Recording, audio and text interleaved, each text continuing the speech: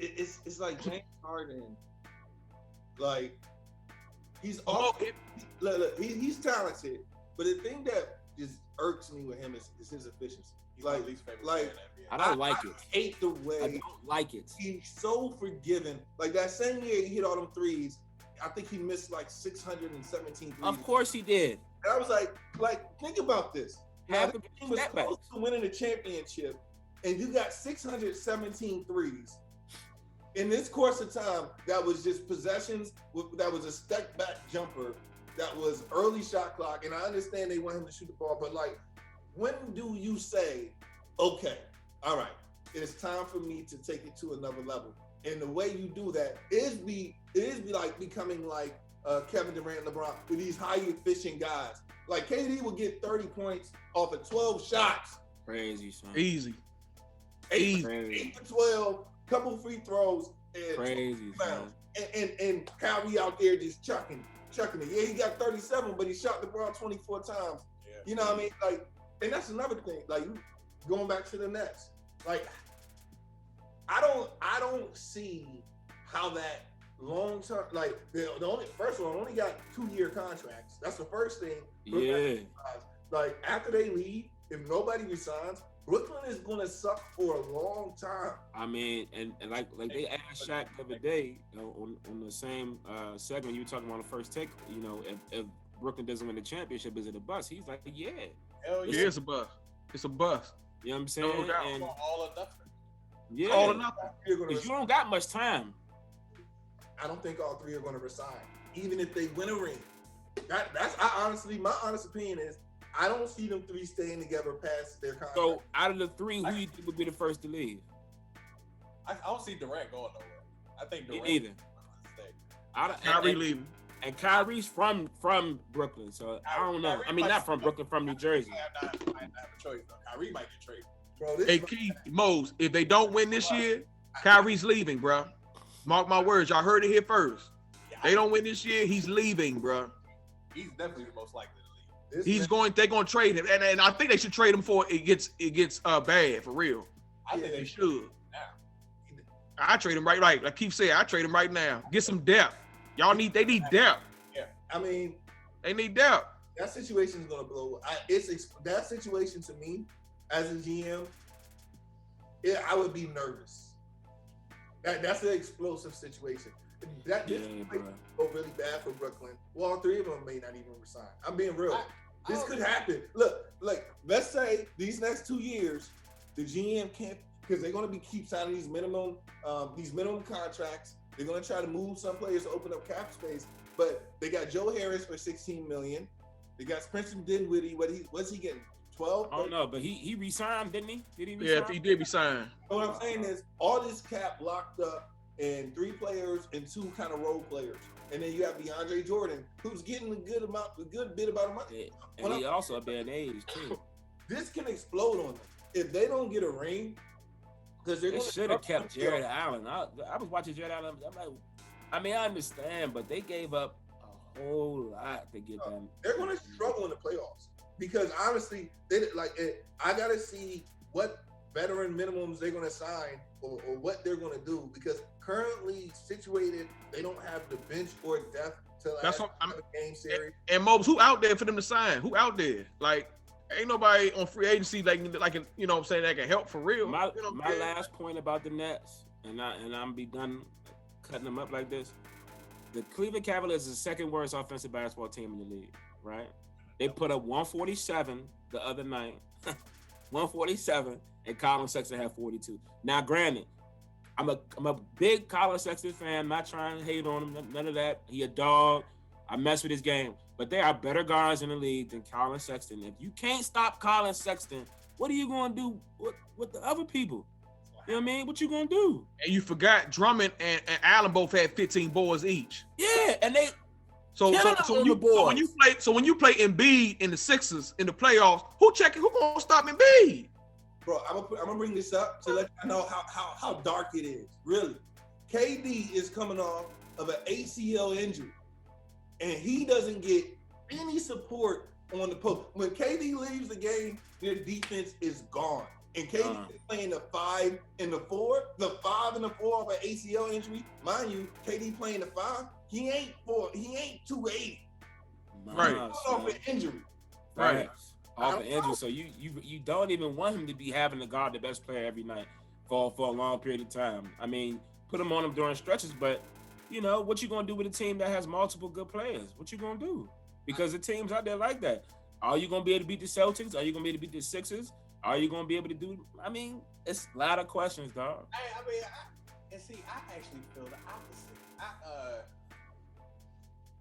All right, so the teams in the East, I just feel like their talent.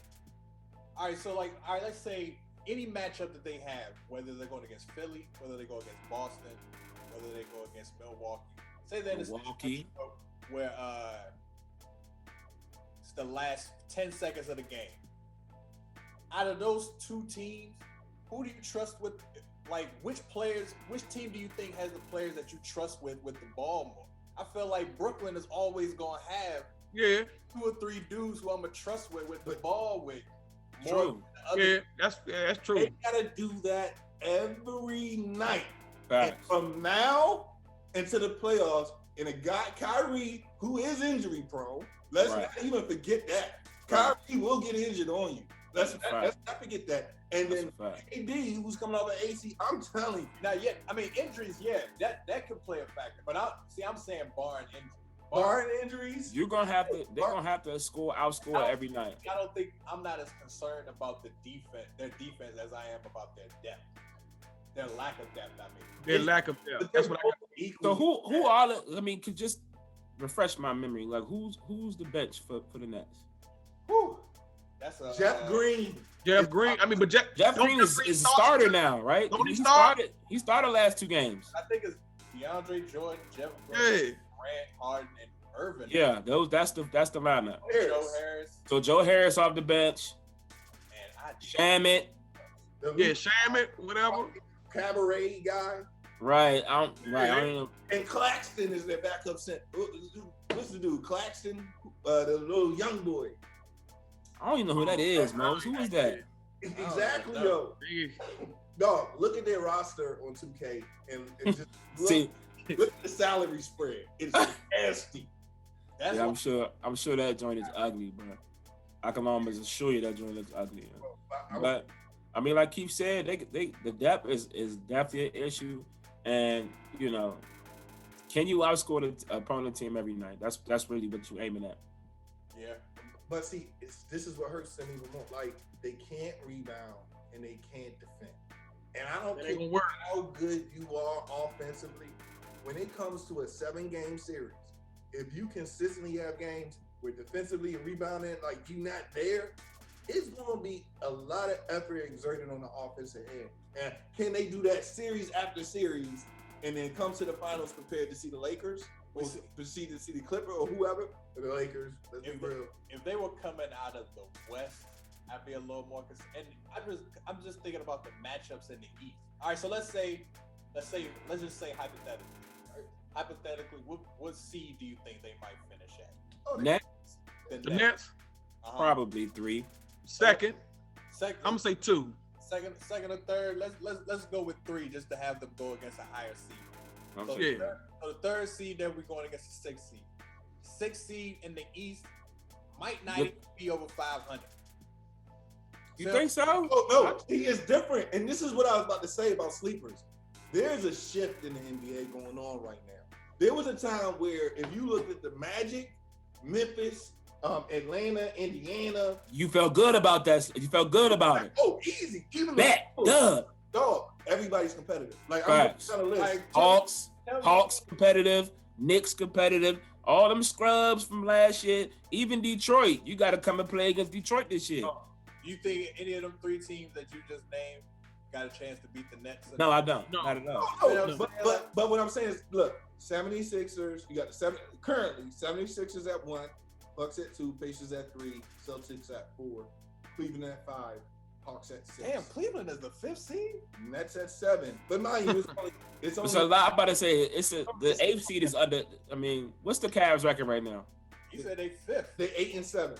8-7. So yep. all that closeness will separate as the season goes.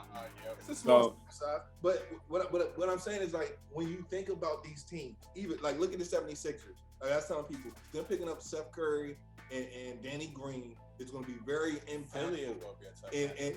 and they're going to be. I think they're underrated for how good they actually really are. Who is this mode?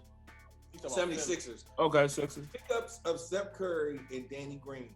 Like, people are not going to really see how this changes their whole dynamic. Like, look, Man, around it, Ben Simmons and Joel Embiid with knockdown shooters, and Tobias Tobias Harris. Harris, Tobias Harris.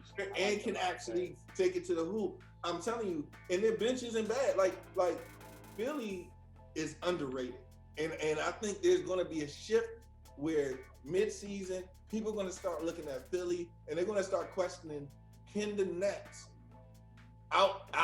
outlast the Sixers in the 7-game series, even with healthy, with Joel Embiid in the post, and they can't rebound or defend. Mose, let me ask you a question. Little slightly off topic, but you made me think about this because I got an argument with Todd and John over this the other day. In your opinion, Keith, you can answer this too. In your opinion, do you think Seth Curry shoots as good as Steph Curry?